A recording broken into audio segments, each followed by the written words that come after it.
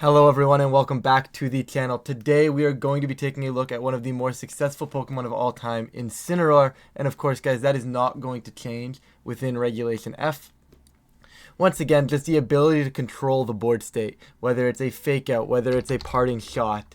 And then, of course, you can also go on that offense with a Flare Blitz, a knockoff, right? You still have base 115 attack stat, right? You don't really have to invest too much into that to actually start dishing out some damage in return, right? The fact that Incineroar's highest stat is attack is actually kind of wild when you sit back and think about it. But, of course, you also get a very good supporting cast of items in Citrus Berry, Safety Goggles, Rocky Helmet, Assault Vest as well if you want. There are tons of options when it comes to Incineroar, guys. I'm going to show you some benchmarks that you can hit in these next 3 sets, but of course there are tons of different options, tons of different versatility when it comes down to utilizing Incineroar in this metagame.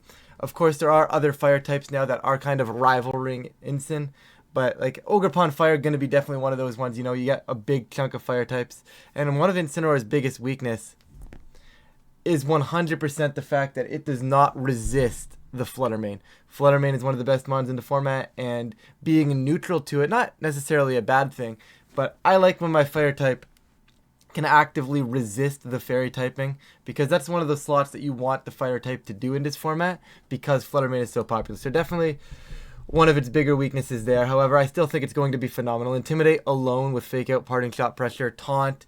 If you want to use Taunt, that's cool. Will-O-Wisp is also something that's going to be mentioned on some of these sets as well. Tons of options for Incineroar. Let's just jump straight into things. And this is going to be, you know, your standard, your physically bulky Incineroar here, guys. And there's not much to say on this one. I went Terra Ghost just because there's no real reason to go Terra Grass. You absolutely can. Ghost and Grass are probably two of the best typings on Incin to Terra into. Dragon, I think, is actually something a little wild, but I do think it's funny because the concept would be if you go Dragon, you actually just wall every single Ogerpon, rather than if you go Grass, you only technically wall the Water Pond. So Dragon does become a little bit interesting there. I don't think it's great. I just wanted to mention it. But Ghost and Grass are probably going to be your main two in terrestrializing terrestrializing here. I showed Citrus Berry. On this set, this could very easily be a Safety Goggles, could very easily be a Covert Cloak, could easily be a Rocky Helmet as well if you're looking at getting around like instant stuff. But I think Rocky Helmet is probably better than you probably go Grass here, just that way you're resisting Surging Strikes and really punishing. But overall, I mean, you can easily go mix up the items here, but we're going to go Citrus Berry for now. Flare Blitz, Knockoff, Parting Shot, Fake Out. I would go ahead and say this is your standard move set that you're going to see on the Incin. The Fake Out Pressure is phenomenal. The repositioning and the special attack and attack drop on your opponent from the Parting Shot. And of course, Flare Blitz and Knockoff. Guys, those are going to stick around. You can technically go ahead and just pick one of the two. Like if you have other fire coverage, you can go ahead and drop Flare Blitz, run Knockoff, and then pick a coverage move or a support move. You can absolutely do that here. 244, 188 plus with Impish Nature. This is looking at surviving Surging Strikes 100% of the time after that Citrus Berry. It's going to do that. It's probably a little bit excessive as well with the Citrus Berry. I believe it's something like a 14% chance to kill you if you do not have the berry. So still very, very strong if you wanted to mix up your item here. You definitely don't need the Citrus Berry. However, I like the Citrus Berry, just that guaranteed survival versus the Urshifus feel very, very important to me. I definitely don't want to take away from that, because Incineroar and trying to position Incineroar when, you know, Surging Strikes is on the other side of the field is a little bit more difficult because it crits every single time. So it's not like you can intimidate them. So getting through that is definitely something I want to consider with Incineroar. And then just because the format is so physical, just having this bulk on the physical side of things, just not letting you die, feels phenomenal. Kind of just dumped the rest of the spreads around here. The foreign attack, because, you know, this one is not really meant to do much damage, but I didn't really have anywhere else to put it. 60 special defense. I wanted to get as much bulk as possible out of this piece. So I just kind of dumped the majority of this into special defense. There's probably some exact calcs you want. Maybe you could go down to 4, maybe go down to 0. You could technically, in theory, drop your IVs as well, and then start playing around in, well, now I'm going to be slower than certain things in Trick Room, right? And get Parting Shot off after my opponent repositions, and there's definitely things to be said there as well. You can play around with that if you want. I didn't want to showcase that because there's still a lot to be said about just being your normal speed tier, getting knockoff off before getting a faster fake out as well.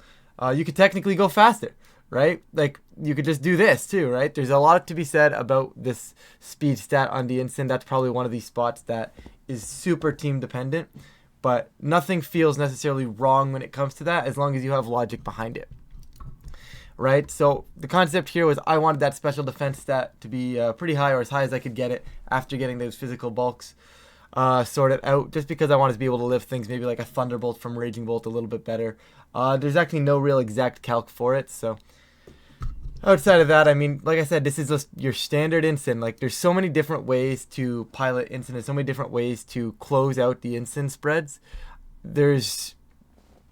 I don't know. We could be here all day talking about that, but this is a basic one. If you guys just wanted to take this and start off, that's kind of what I'm getting at here. I'm looking for the benchmarks, right? The idea, just to test something until I know if it's correct. So it may not be 100% optimal, but overall it is incredibly strong and a very good starting point for an Incineroar. Same with this Assault Vest one. Once again, guys, I kind of just hit the benchmarks. And the benchmark on this one is 244 and 76.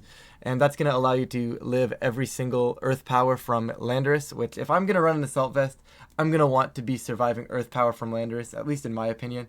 There's probably ways you can get away with like not doing that. And just saying, you know what, if I get in front of a Landorus, I'm going to tear grass, since I do like grass on the Assault Vest versions. Overall, I mean, you then get U-turn as well for repositioning. So you still get to reposition despite being locked into an attack, which is pretty good. So I know it's not quite as good as Parting Shot, but Breaking Sashes is good in its own regard. Flare Blitz Knockoff, once again, those are the two staples here. And then, of course, Fake Out. But once again, you could get cheeky and maybe go like a Terra Water here. But I do think Grass is probably pretty consistent on the Assault Vest one. You could even just stay with Ghost if you wanted to. There's nothing wrong with Terra Ghost.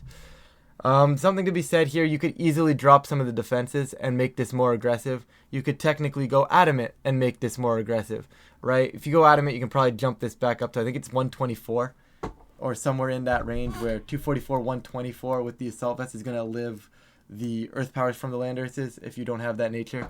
So there's definitely a case to be made for being able to do that as well, right? Like, you could easily go Adamant, you know, drop some of the defenses, go boost this up, whatever the calc would be for Landorus. I don't actually know it off the top of my head here.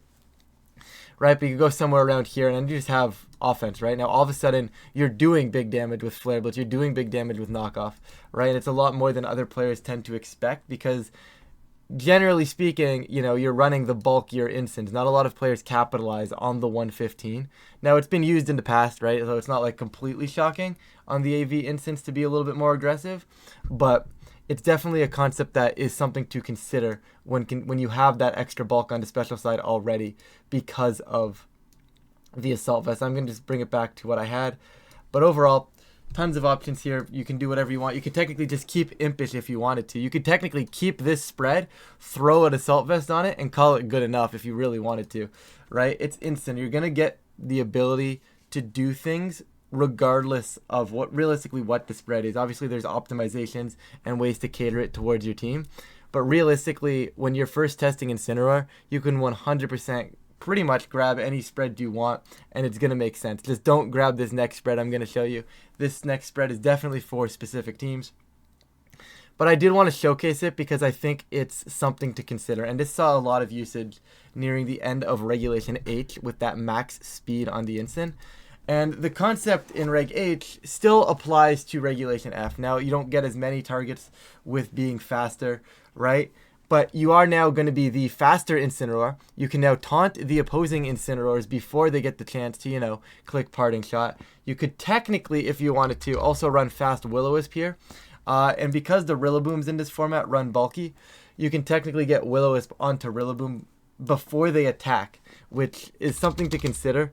I do think taunt on the max speed is a little bit more of a consistent option, just because you can also taunt a lot of the setup pieces, right? Like a Raging Bolt, setup Raging Bolt does not go this fast. This is actually way more than you need to outpace and taunt the setup Raging Bolt, right? So technically speaking, you could lower this a little bit. You don't necessarily need to be max speed, but you know, max speed, taunt, make sure you're the fastest thing on the field in terms of like these support pieces, and just taunt them before they're able to pivot out or set up, and that is generally a huge impact on a team, right? Once again, I don't think this is like a very real set outside of like very specific teams in Regulation F right now, but I did want to point out that it's not necessarily a bad thing. There are so many ways you can utilize Incineroar, and this is just one of those ways that if you have a very specific team, this could very easily help you change matchups and win games for you, just based off the fact that, you know, all of a sudden now you're max speed. I don't see too many things outside of, you know, taunting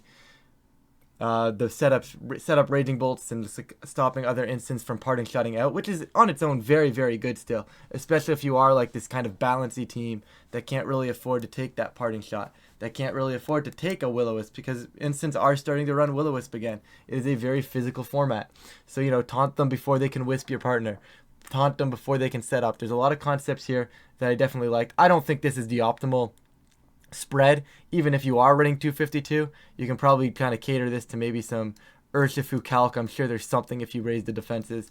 But I really just wanted to kind of give it's a very basic spread, guys, but I wanted to showcase the concept of just max speed instant, because I still think there might be a niche for it on a specific team. Overall, though, guys, it's Incineroar. You can do so many different things with the spread. These are some of the benchmarks. The physically bulky one is definitely where I would start if I'm just picking up an Incineroar and slapping it on my team. As I said before, you can go up and down with this speed into special defense, maybe add a little bit more into attack. I didn't really do any calcs for those, so there might be a little bit more optimization to be said in terms of where you want to position these pieces.